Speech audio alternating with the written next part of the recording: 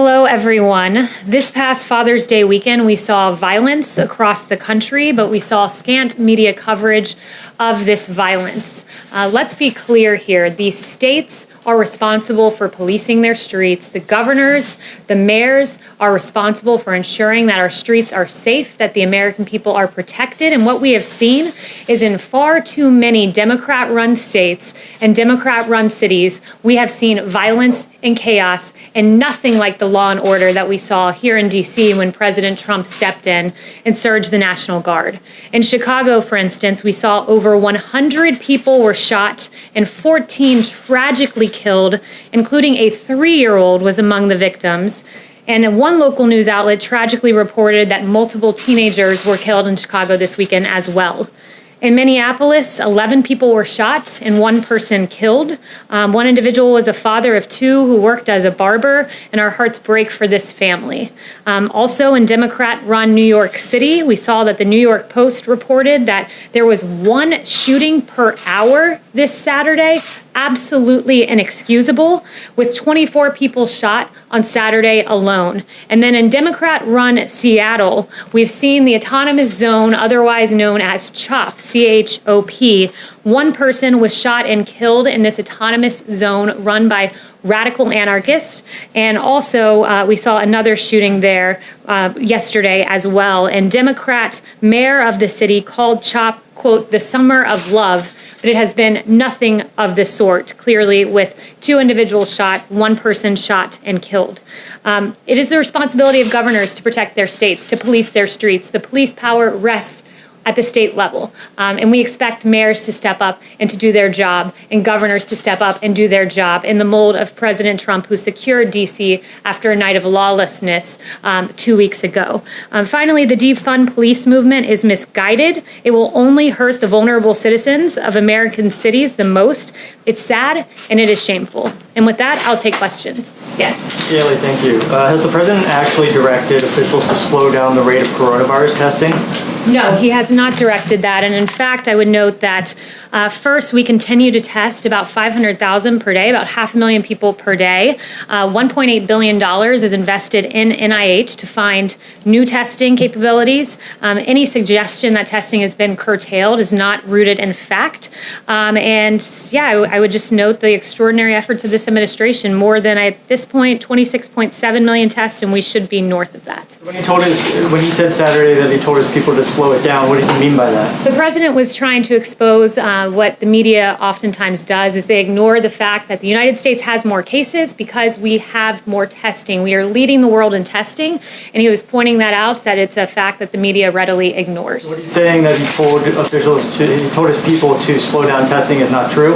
It was a comment that he made in jest. It's a comment that he made in passing, specifically with regard to the media coverage and pointing out the fact that the media never acknowledges that we have more cases, because when you test more people, you find more cases. Is it appropriate to joke about coronavirus when 120,000 people have died? He was not joking about coronavirus. I just said he was joking about the media and their failure to understand the fact that when you test more, you also find more cases. Haley, thanks so much. To follow up on that, has the president ever delayed the allocation of federal funding that's already been dedicated to national testing? No, on the contrary, the president has led the way to make us the leading country in the world on testing. In fact, the FDA has authorized 144 tests under EUA's emergency use authorizations. These include 122 molecular tests, 21 antibody tests, 1 antigen test, and the president has led the way in making us the world's leader with regard to testing. The administration sitting on about $14 billion of funds that have been approved but not yet allocated. Well, I just mentioned the $1.8 billion at NIH that's there, and we're exploring new testing. We're leading the world in testing, and we will continue to do so. Haley, I have a question of my own. Last July, President Trump declared himself the least racist person there is anywhere in the world. Why does he use racist phrases like the Kung flu? The president doesn't. What the president does do is point to the fact that the origin of the virus is China. It's a fair thing to point out as China tries to ridiculously rewrite history, ridiculously blame the coronavirus on American soldiers. This is what China's trying to do. And what President Trump is saying, no, China, I will label this virus for its place of origin. That's what he's saying by using the racist phrase Kung flu? He is linking it to its place of origin. What does he have to say to Asian Americans who are deeply offended and worried that his use will lead to further attacks of discrimination? So the president has said very clearly it's important that we totally protect our Asian community in the U.S. and all around the world. They're amazing people, and the spreading of the virus is not their fault in any way, shape, or form.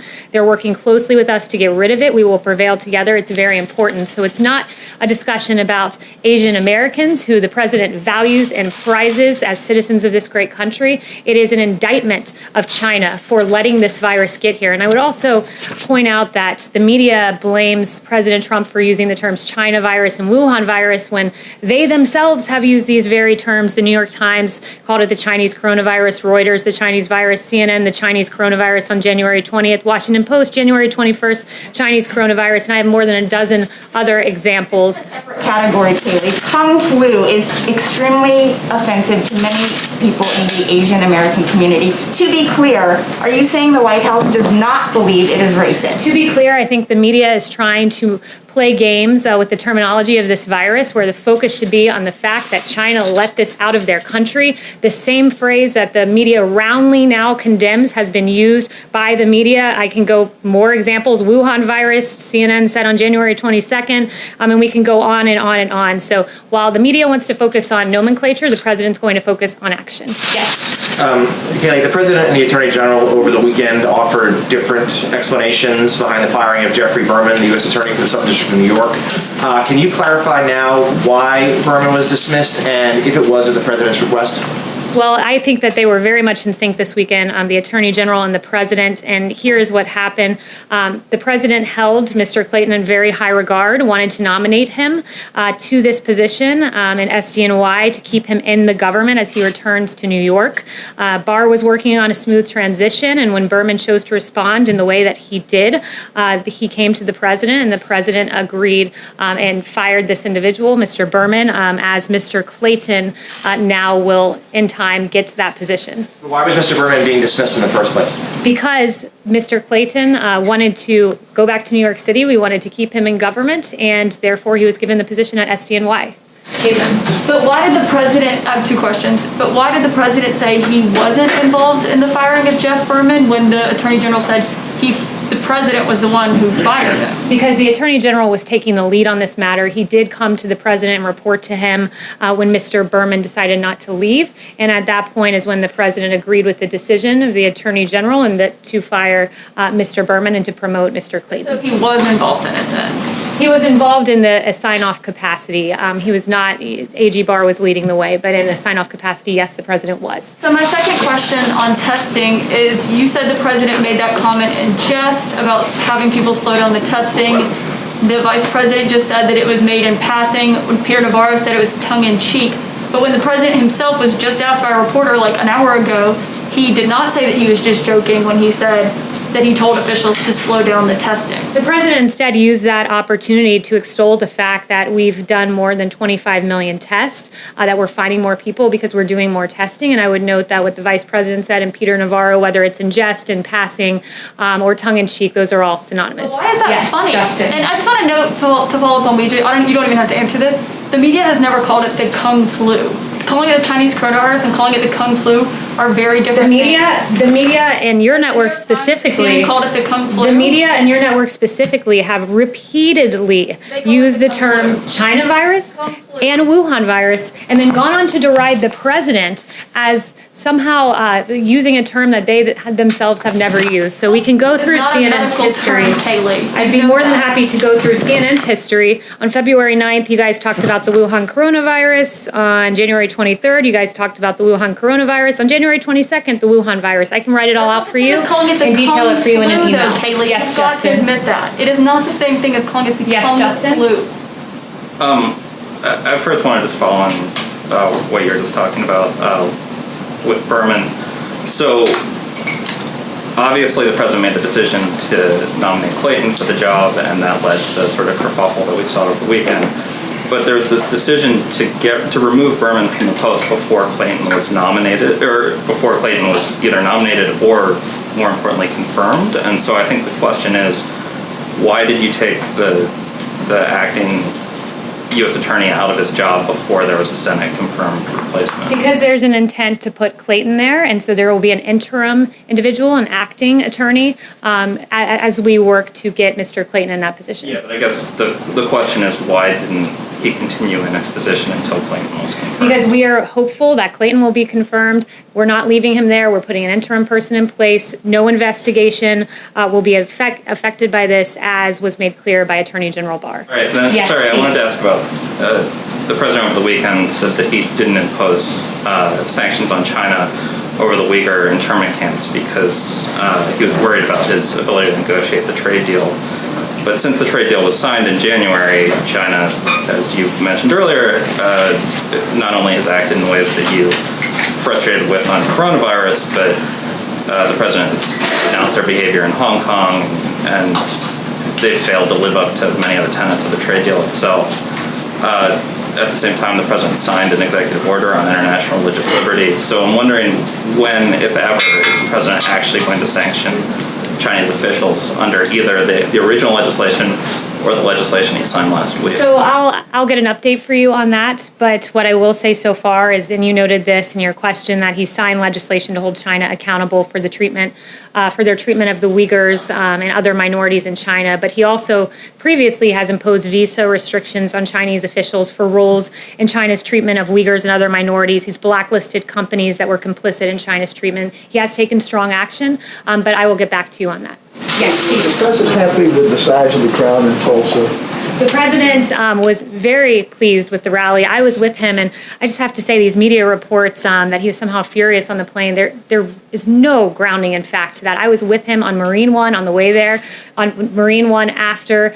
He was very, very pleased with how the rally went, and the media reporting on this prompted me to go around and ask some of my colleagues if they saw something different. And I spoke with Dan Scavino, who was in the Beast with the president right after the rally, and said he was very energized, having been around the American people.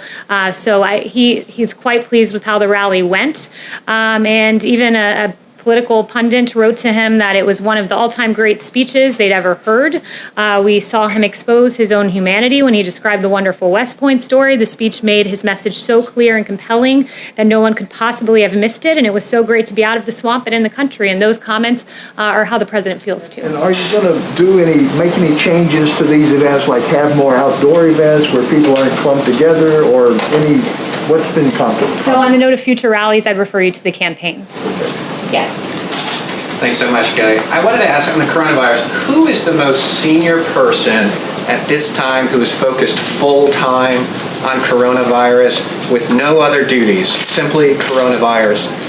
Who would that person be, and what type of authority does this person have to spend U.S. resources? So in the Trump administration, we're quite good at doing two things at once. We're expected to do many things at one time. The vice president is continuing to lead the task force. They meet regularly. Dr. Fauci is there. Dr. Birx is there. Dr. Redfield is there. They're regularly talking to governors. They had a governor's call today. The president is regularly briefed about the state of coronavirus and is regularly involved in decision making as we move forward.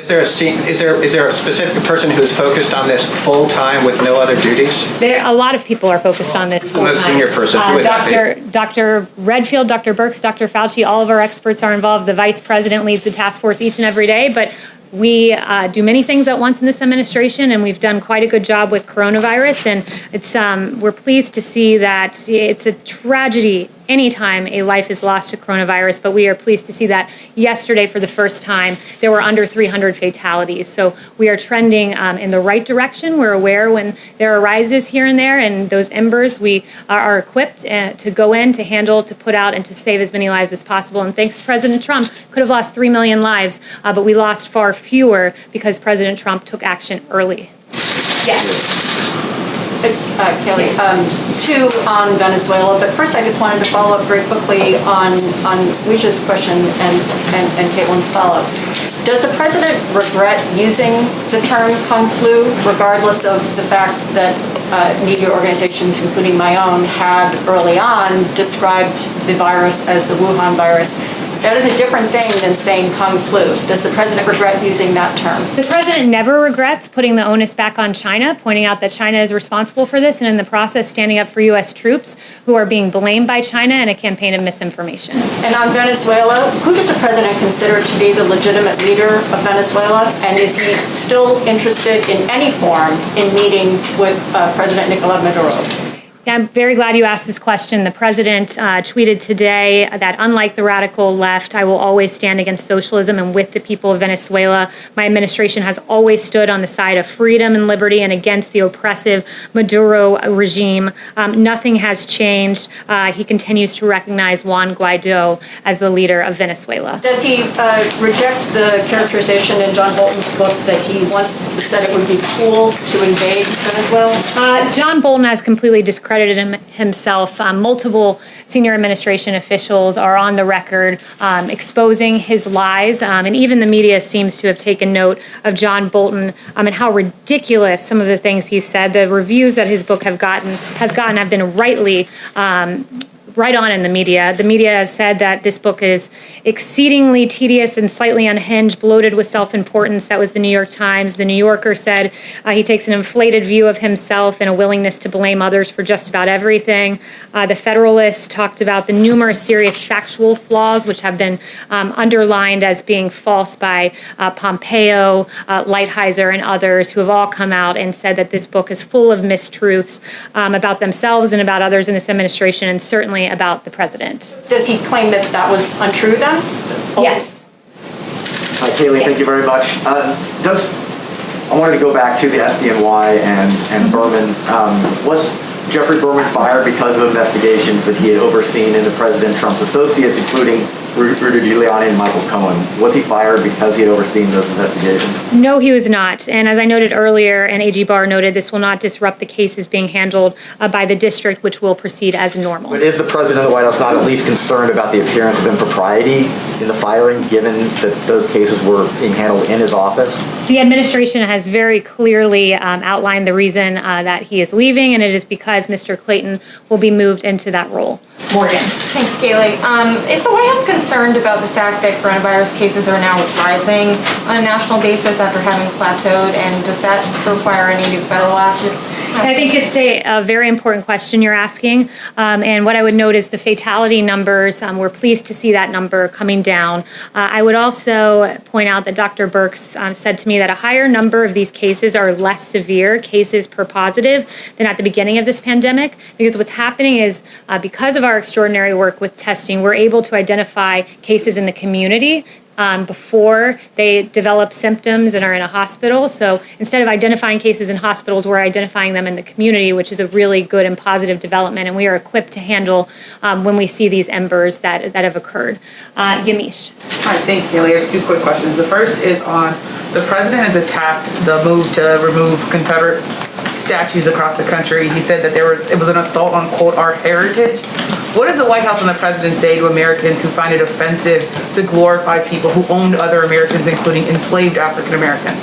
So I would note on statues that what we're seeing across the country is really quite confusing, because you're seeing statues defaced, like Gandhi's statue defaced and Ulysses S. Grant's statues defaced and abolitionist Matthias Baldwin's statue defaced. At the same time, we're being told that George Washington's statue needs to come down and Thomas Jefferson's statue needs to come down. Where do you draw the line, from Gandhi all the way to George Washington? And it seems the American people very much agree with the president on this, on not bringing down these statues. Less than a third of those polled, according to Morning Consult, think these statues should be taken down. 61% oppose it, according to Marist. 62% according to Marist. So I would point that out, and I would say that when people watch these statue defacements and the beheading of some of these statues like Christopher Columbus, where do you draw the line? Because apparently the line goes all the way to Gandhi. So this week, yes. And then my second question is, going back to the issue of Kung flu, I spoke to Kellyanne Conway in March. She said that it was highly offensive and wrong to use that term. Does the president agree with Kellyanne Conway, or is he now saying that that term is not highly offensive and wrong? Because again, that was Kellyanne Conway's own words saying Kung Fu is wrong. The president does not believe it's offensive to note that this virus came from China and to stand up for our U.S. military, who China is making an active effort to completely defame, and that is unacceptable to the president. You're okay with Chanel. Again, just to go back to what I said to Kelly, as I said to Kellyanne Conway, she said that it was wrong and offensive. Are you saying that she was wrong to say that? Chanel. Are you saying that she was wrong to say On that? John Bolton and his book, if he goes unprosecuted, does the administration feel that this would set, or does it fear that this would set a precedent or embolden public servants to violate their oaths to this nation for political purposes? Absolutely, that's a concern. Look, the information in John Bolton's book was classified information as confirmed by the most senior national security and intelligence officials. And look, you have NSA Director Nakasone saying that this could cause permanent loss of a valuable source, intelligence source, and damage to the U.S. intelligence system. DNI Radcliffe saying virtually the same. You have another government official saying the unauthorized disclosure of this information could reasonably be expected to enable foreign threat actors. This is the seriousness with which we look at this book, and the NSC looks at this book as they scan it for classified information. There's real damage that can be done. And for what? For self-promotion and publicity of a failed NSA director. On Venezuela also, Yeah. could I ask about Maduro and Guaido? Why has President Trump seemed to have lost confidence in Juan Guaido? He has not lost confidence at all. And that tweet that I read to you very clearly says that the president put out this morning.